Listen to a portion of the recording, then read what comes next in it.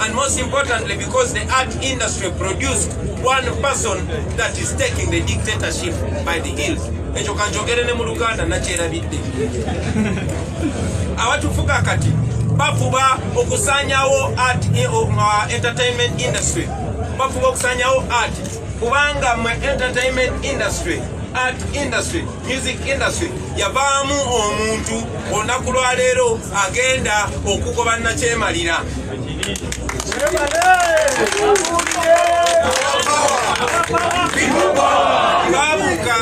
Babuuka nti tetuli badongo nga bwe babadde balowooza. Babuuka nti tetuli bebafu nga bwe babadde balowooza. N'olw'ensonga eyo batukulako olutalo. Olutalo olwo tuli mu kululwana naye tulina okululwana ne tuluwangula. We must fight that war because a war has been declared on the entertainment industry. It has been declared on the creative art industry in Uganda, and we must fight and win that war. We are not going to use violence, we are going to use creativity. While they fight us with tear gas and bullets and bombs and jail, we are going to fight them with lyrics and the jokes. We are going to sing them out of power. We are going to rap them out of power. We are going to joke them out of power. These people are so cowardly that they are scared of jokes. So for the comedians, please joke some more. For the singers, please sing some more. For all the creative artists, please create some more. I want to salute all of you fellow artists.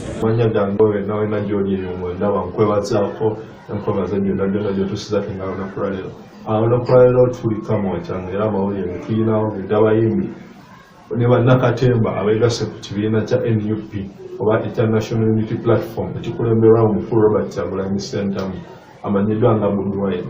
Abayimbi bano nga bakulembeddwamu omwami Geoffrey Rutaya ne mukyala Irene Namatogo bazze wano olunaku lwa leero kubanga bafuna membership cards zaabwe oba kaadi ezikufuula member w'ekibiina kino ekya National Unity Platform.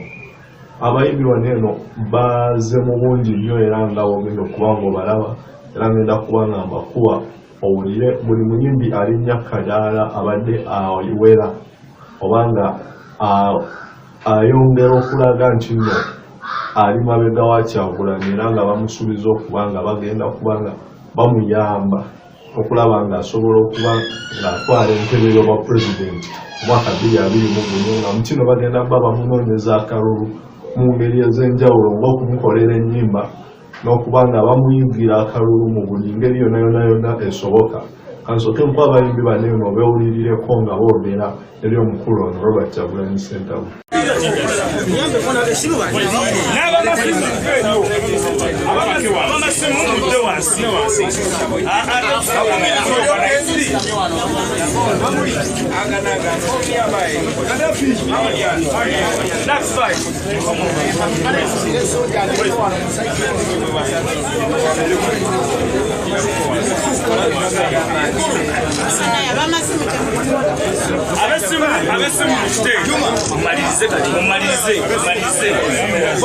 Boss, veio, vire câmera, veio. Aya. Só pode esse mover. Our power. People power. Our power. People power. NUP. Everywhere. NUP.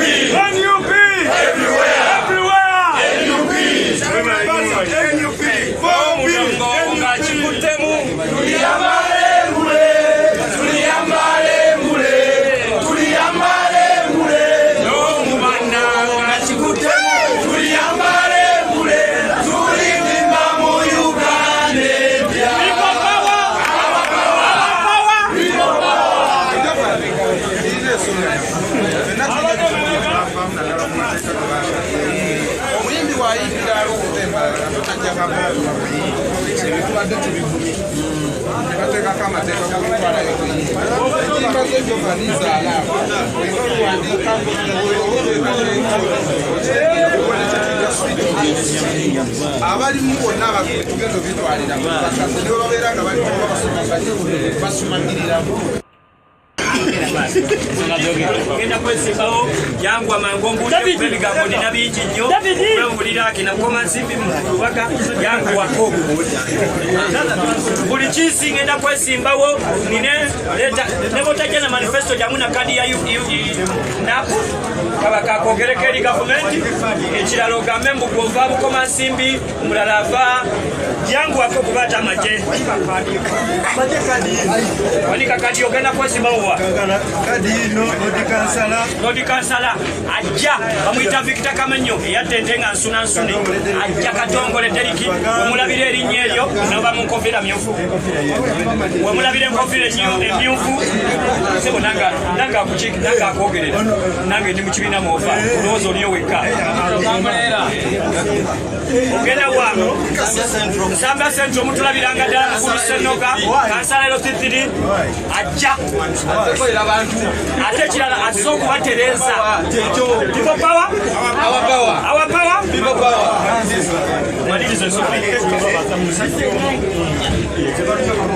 Otya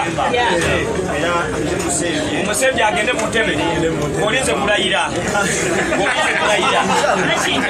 ono wemakije wano ekasi ate kiramu abakyala mbagala nnyo kubisekere eno haki mugifeeko mugironderanga ddala makije kwagaliza mashallah kwagaliza aine embabazi kyebanto amagye g'okutaka gagamba ogenda kulya okulizogane jagala kutereko nakana akabani wama inna lillahi wa inna ilaihi bali baliko mbagaliza ite kuna kwekagaliza ekintu eki entebo givuga wali gikoboti bamanye ono tuwazi kwagaliza entebo amanya gange bampita generali kabako okuva mu UN abayimbi obewuliriddeko ebigambo byabwe bonna bonna babeera nkolokoto katusuubire omulundi guno eno tetugenda kuddamu kuwulira byakugulibwa kw'abayimbi nga bwe twalabako emabegaawo naye nga mu bantu abalala bazze wano eno olunaku olwaleero mwe muli n'omwami Aloysius Matovu Joy ng'era ono musajja muwandiisi wa mizannyo era nga muyiiya wa bitontome ne firimu ez'enjawulo era ng'ono ayiyiza omwami Robert Kyagulanyi Ssentamu ekitontome kyamuyimbiddemu ng'era mu kitontome kino eno bw'okiwuliriza ebigambo byakyo kiraga nti Kyagulanyi bwe balinamu essuubi era bwe basuubira okuba nga yagenda okubayamba okubakulembera mu mbeera eno yonna yonna gye balimu kasooke nkuwe omwami ono Aloysius Matovu Joy omuwulireko n'ekitontome kye kyayiririza omukulu.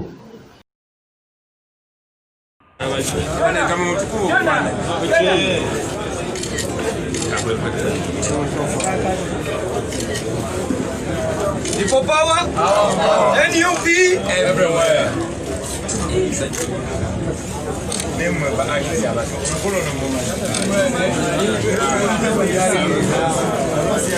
Asa.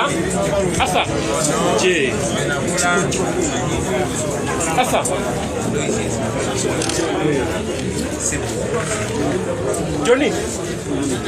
People power, our power, people power, everywhere NUP. Mandabitone bannange naddala mmwe abayimbi banaye tubulisiganyeko in America they are doing the knee because they cannot breathe. Ate fomukka Katonda yagutuwa kuyimba kwogera kutontoma kuzannya bwewabeera nga wazzeewo okunyigirizibwa okwenkana wano ng'ensi yonna eraba ng'ate ku mukono gwange wano ndi ne mukama waffe alindiridde okulayizibwa mbasaba kimu mwenna abayimbi nkakasa nayimba mwenna temunnayimba era nkakasa batono nnyo abansinze ennyimba ennyingi naye nze mbeera mu katemba mbasaba kimu bwe muba muyimbe kimu people power our power era tubeere nga ffenna tuli wansi wa manvuuli bingi nnyo ebijja okujja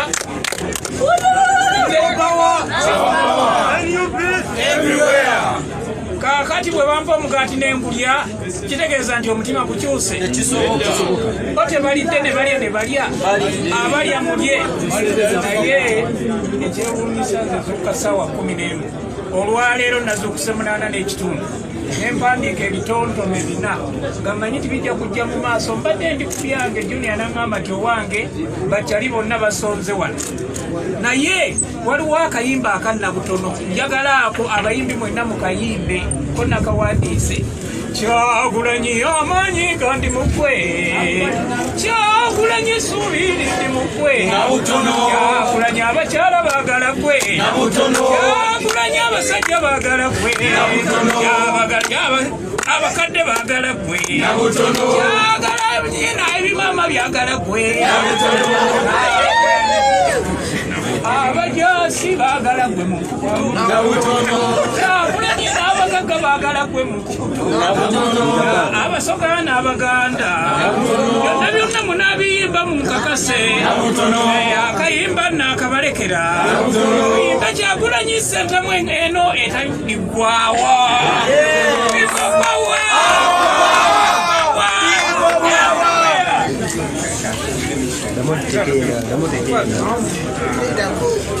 Ukaba member b'ekibiina kino ekya National Unity Platform political wing y'ekisimbe kya People Power era nga abeebazizza nnyo n'abagamba nti agenda kukola buli kimu kyonna mu buyinza bwe singa aba atuuse mu buyinza okulaba nga abayimbi ne bannakatemba batandika okuba nga bafuna mu mirimu gyabwe nga bwe tukiraba mawanga amalala ne tugamba nti gaakulaakulana era nga abasuubiza okulaba nga etteeka lya copyright abayimbi lye bazze nga basaba oba nga bakushinga nnyo okulaba nga liyitawo nga asobola okuba nga alissaawo omuyimbi asobola okuba nga singa nga aba akoze akatambi oba nga akoze oluyimba lwe aba asobola okululyako then n'abaana be bennyini nabo ne basobola okuba nga balulyamu naye tewali buvumu bwenfuna abasebo ne bannyabo nga kumanya nti byendowooza n'ebyemmanyi n'ebyempulira ku mutima ate tulina kyansi ebisiga mu bayimbi abalala mu bannabitono abalala mu bannakatemba abalala kubanga ba artist muli powerful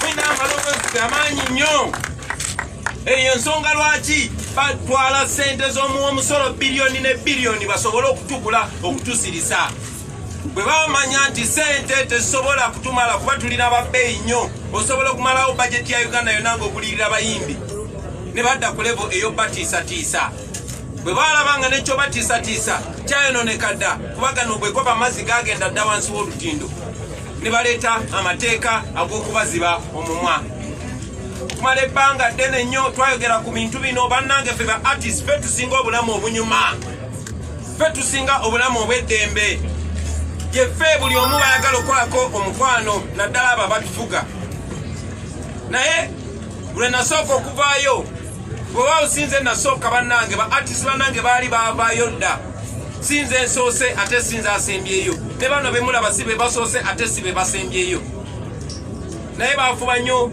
okuteekawo nti abo bali mu byabufuzi nyina amawulire gye muli tewali byabufuzi bino bya ddala baganda bange kubanga artist oba entertainer sukaali tomugula bbeeyi yanjawulo ku muntu mulala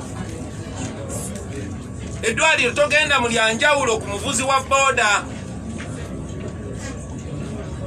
n'ebirala ebifaanana bwe bityo so ndi wasanyu nnyo baganda bange okumanya twabuuka ate twabuuka kirindi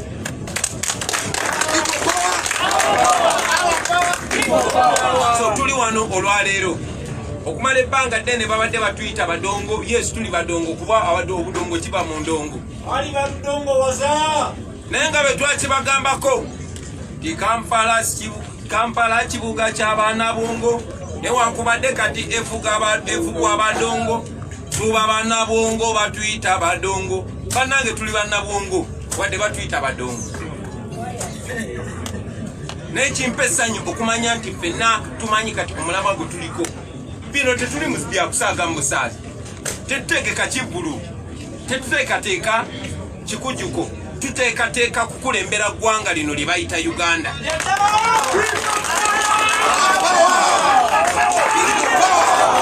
okumala ebbanga begatte ne babadde batwawudde ku nsi yaffe nga batulowoozesa nti abantu balala be balina okututegeerera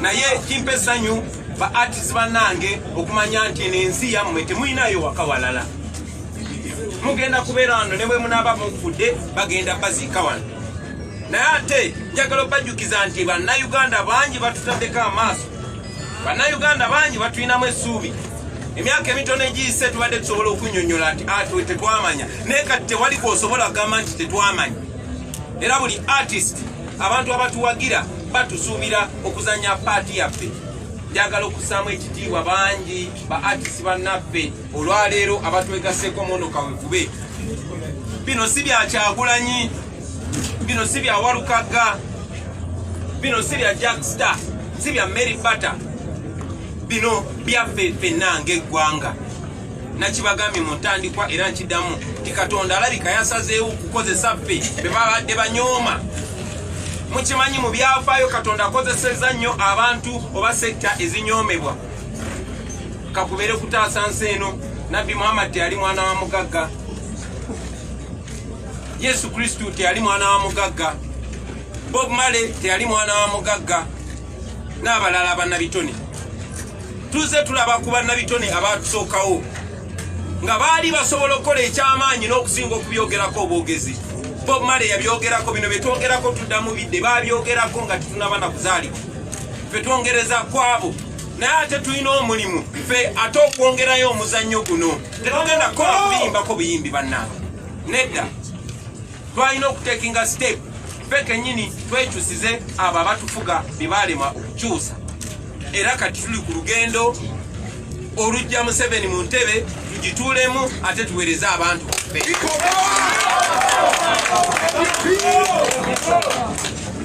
Bob Marley oba oliawo tebaamanya maanyi ge baalina oba oliawo balowooza balina kuyimba buyimbi Muhammad Ali bwe yali azannya ebikonde oba oliawo yalowooza nti alina byogerako bwogezi naye twali tunyumya ne Nubia olumu n'agamba singa Bob Marley yavaayo ne yeesimbawo akulembera Jamaica olowooza Jamaica singa terina nkyukakyuka naye era kyebaakola baakikola tubawo ekitiibwa kati ffe tuli wano olwaleero muyimbi munnaffe omu obayita Rocky Giant yagamba nti infact yalagula nti ekiseera kijja kutuuka mulabe abaana nga si ba bulijjo era nga yeffe abazze tukumula akati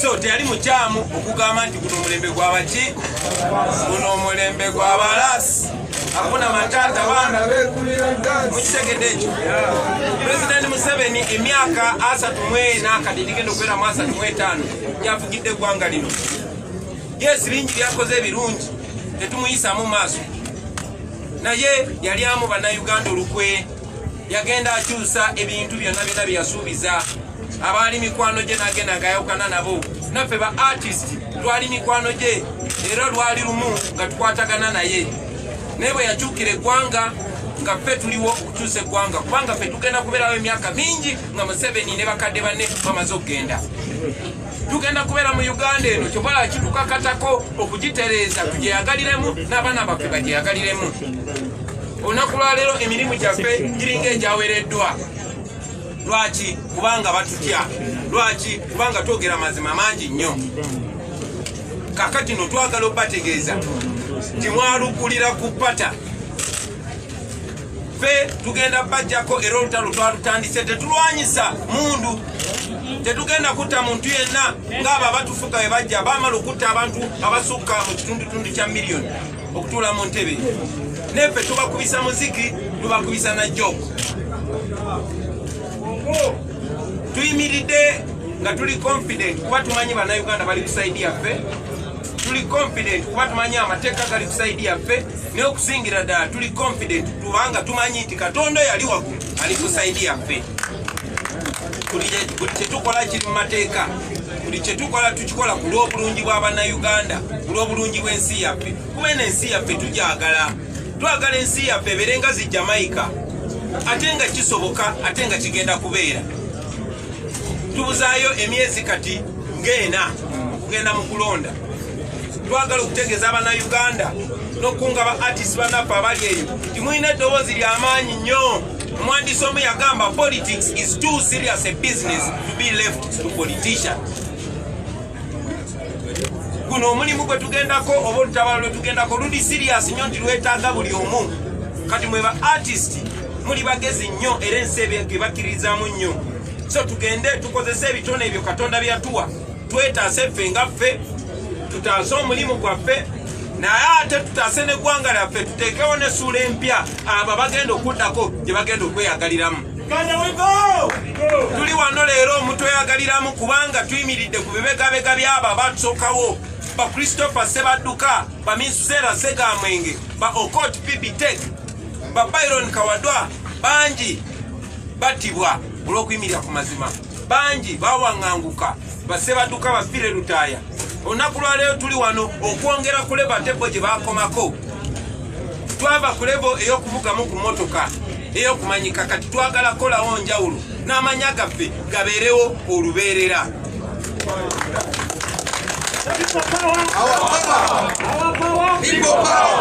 Njagala okwebaza bannayuganda bonna abayimiriddewo ku lw'aba artist. Njagala nnyo okwebaza ba artist bannaffe abayimiriddewo ku lw'aba artist.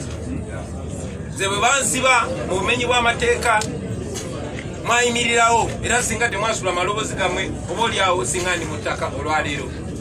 Bwe basibye baganda baffe Gerard Kiweewa ne Bisonto mwasitukiddemu. Mbasaba era musitukiremu kubanga tuli mu bulabe tulumbiddwa. Abantu abatufuga tebatwagala kubanga batutya. They fear what they don't know and they hate what they fear. Batutya nnyo kubanga tuli ku mazima. Batutya nnyo kubanga abantu batuwuliriza. Batutya nnyo kubanga batukkiririzaamu. Mulekeraawo ba artists okugamba nti temuli ba politician. This is your business. Ye mwamusinga amaloboozi amanene mugakozese mwogere amazima nakibagambako era nziramu nekibagamba nti there is more politics in the music industry than in the parliament. So tukozese ebitone Katonda byatuwa baganda bange. Temusobola kukkiriza kye tusobola kola ku Uganda eno bwe tuba tusazeewo. Bangi twali tukyali mu comfort zone paka omulabe bwe yatusangayo n'ewaffe. So ba artists bannaffe abali eyo ffe tetuli mu politics. Nze mbagamba siri politician naye najja kubuusa bantu. Omugenzi Tupac Shakur muyimbi munnaffe yagamba I cannot guarantee that I will change the world but I can assure you that I will spark the brain that will change the world. People power! So naffe ba artists tubategeeza mwenna abali eyo tetubasuubiza nti ffe tugenda okukyusa Uganda naye tugenda polota bannayuganda abagenda okukyusa Uganda. Tubayita mwenna ba artists bannaffe abali eyo. Njagala obajjukiza nti essuubi lirimu ffe nga ba artists. Ffe abali wano mwe bannaffe abali eyo abakyatidde manyi mujja tukubira amasimu mutwebaze mutuyozaayoze mutugambe bannange mugende Meribata musonge tuli nammwe. Victor Kamenyo essuubi litulimu mmwe naye twagala obategeeza nti wadde essuubi lyammwe lirimu ffe naffe eryaffe lirimu mmwe. Mukozese amaloboozi ago abantu ge baabawa ku bwereere. Mukozese ebitone ebyo Katonda byabawa ku bwereere ate tutaase abantu baffe. Temutukube endongo yaffe nga tweyagala teri atukwata ku mukono. Nange kinyamba okuddako ku stage. Ate mmanyi nti oluvannyuma lwa byonna tugenda kukola ekyafaayo mu Uganda eno nga pulezidenti w'eggwanga ayimiridde ne bakyalibe nga bwe tuyimiridde nga tubakuba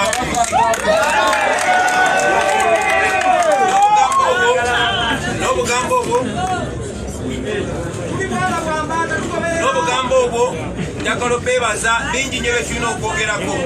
Ffe nga ba artist tumanyi nti batutaddeko amateeka nti tokkirizibwa kuyimba luyimba lwonna oba kuyiiya luyimba lwonna nga minisita takukkiriza. Ne bw'oba olina comedy skit gy'oyagala okukola olina genda kusooka kunnyonnyola minisita bwe biba tebimunyumira tajja kukkiriza. Bw'oba ogenda okusuna endongo olina okuwandiika kizo ogenda okusuna n'ozitwalira minisita. Abo baminisita be mulaba abadaawo abatamanyi yadde art n'akamu. omusizi w'ebifaananyi bw'oba tonasinga kifaananyi amateeka ge baleese gagamba nti olina kusooka n'ogenda n'obanyonyola kiki ogenda okusiiga ne bakubuulira oba bakikiriza oba tebakikiriza. Ng'omuzannyi wa firimu, ng'omuwandiisi w'ebitontome, n'oyo yenayina creative artist bakutaddeko olukomera baagala be baba bakubuulira kiki ekiba mu bwongo bwo. Ekyo twakigaana, ekyo kyo kigenda kukola. Amateeka twagagaanye wadde tunafuna buyinza tegagenda kukola wano mu Uganda kubanga Uganda yaffe, and art and creativity is a human right. Njagala okwebaza mwenna baganda baffe, njagala okwebaza muganda waffe Nubian Lee olw'obukulembeze obulungi basebo ne bannyabo Nubian Lee mu People Power Movement, kati ne mu National Unity Platform yatutwala mu section ya arts and entertainment era nange section era wansiwe sebo tukwebaza olw'obukulembeze obulungi, tukwebaza olw'otukunga obulungi, tukwebaza olw'obwongo. Munzikirize nga mayiza ne kano nkwogereko ono omusajja ono nze ndi wa mukisa nnyo nnyo nnyo kubeera mukwano gwe okusegere kubanga n'okusalawo okwesimbawo ku kifo kya MP yeyansudia oba oli awo sandibadde na confidence. So sebo makati ga bannaffe njagala okwebaza olwa byonna byonna n'okusaba byobadde gyendi obibeere eri ba artist bannaffe bonna bonna. Bannaye mbasaamu nnyo ekitiibwa, mbaagala nnyo, mbakkiririzaamu nnyo, naye nkakasa bwentandikira obbaagala n'obbeesiga n'obbakiririzaamu, bwenkoma okubaagala obbeesiga n'obbakiririzaamu ate bannayuganda bwe batandikira. Mukama abampere nnyo omukisa. Oluzungu lw'evaporated. But for the sake of the news, I'll try to break it down in very, very few minutes. Ladies and gentlemen, today, for me as a person, for me as a creative artist, this is a magical day. This is one of the most important days in my life. When we receive our fellow artists, our fellow creatives in this struggle for liberty and life. I told you about what Marcus Garvey said more than 100 years ago, that one civilization is not complete without atukulako olutalo. Olutalo olwo tuli mu kululwana naye tulina okululwana ne scared of us. And most importantly, because the art industry produced one person that is taking the dictatorship by the heels. Ekyo kanjogere ne mu Luganda nakyerabidde. Abatufuga kati bafuba okusanyawo art entertainment industry. Bafuba okusanyawo art kubanga mu entertainment industry, art industry, music industry yavaamu omuntu olunaku lwa leero agenda okugoba nakyemalira.